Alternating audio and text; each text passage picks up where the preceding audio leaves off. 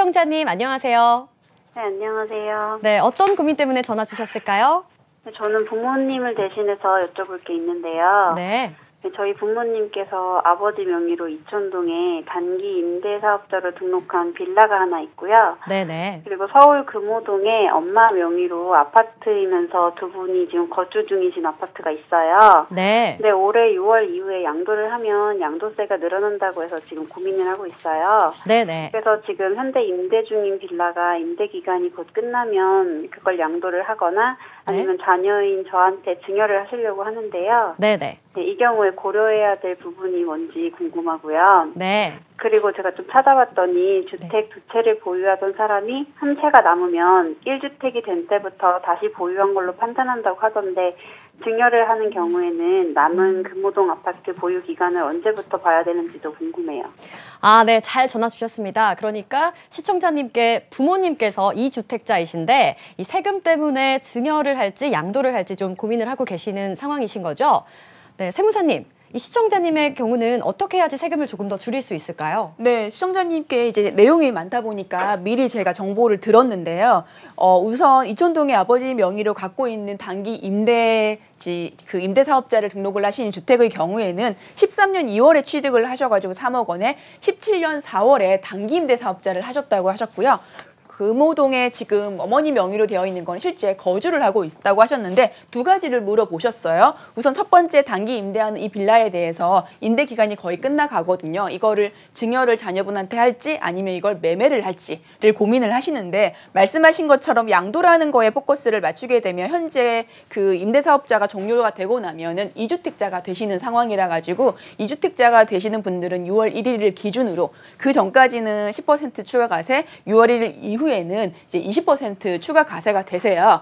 그런데 지금 시청자님 같은 경우에는 단기 임대사업자이시기 때문에 이렇게 임대사업을 내셨던 분들에 한해서는 중과가 되지는 않아요. 그래서 일반 과세가 적용이 되시기 때문에 양도를 한다고 하더라도 크게 이제 세금 부담이라든지 이런 거는 없으실 것 같아서 다행일 것 같고요. 그리고 이걸 지금 양도를 할지 증여를 할지 부분인데 임대 기간이 종료되고 나서 하셔도 되고 임대 기간이 종료되지 않았어도 거의 절반 이상을 지나셨기 때문에 양도하셔도 되고 두 번째는 양도 또는 증여라고 하셨기 때문에 증여를 할 경우에 이 아파트들 빌라나 아파트에 대해서 금액을 뭘로 할지가 고민을 많이 하실 거예요. 특히나 지금 같은 경우에는 이걸 증여를 하게 되면 금액 자체가 명확하지는 않지만 그래도 감정을 받는다든지 뭐 이런 다양한 방법을 통해서 시가를 산정을 해서 세금을 내셔야 하기 때문에 생각보다 부담이 적지는 않으실 것 같아요. 증여를 하시게 되면 증여세도 내셔야 되고 이거와 추가로 해가지고 취득세도 내셔야 되는데 이 취득세 부분도 적지 않으실 거기 때문에 이건 자녀분이 다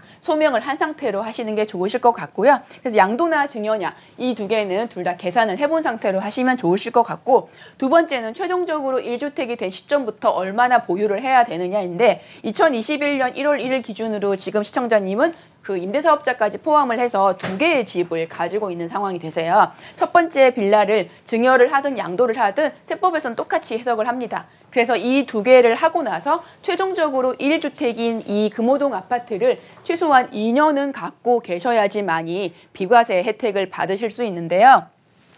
취득이 다행히 파리 대책 이전이기 때문에 거주 요건 들어가지 않아요. 그냥 보유만 2년 정도 하시면은 1세대 1주택 비과세 적용을 받으실 것 같고요. 또 장특공제 같은 경우도 지금 이 시점, 2017년 처음 취득한 시점부터 2년 정도 보유를 하시면 장특공제도 가능하신데 이게 최종적으로 된 시점부터 만약에 거주 요건까지 충족을 하셔야 되는 상황이 돼버리시면은 실제 1주택이 되는 그 시점부터 장특공제도 적용을 하게 되기 때문에 되게 불리한 상황이 되실 수도 있는데 지금 시청자님은 굉장히 유리한 상황에 접해 있으세요. 임대사업자이시고 실제 거주하는 이 집에 대해서는 세제 혜택을 굉장히 많이 볼 수 있기 때문에 어떤 거를 선택해도 다 괜찮으실 것 같아서 조금 더 고민을 해보시고 하시면 되고 제 생각에는 그래도 6월 1일 이전에 하시는 것도 나쁘지는 않으실 것 같습니다.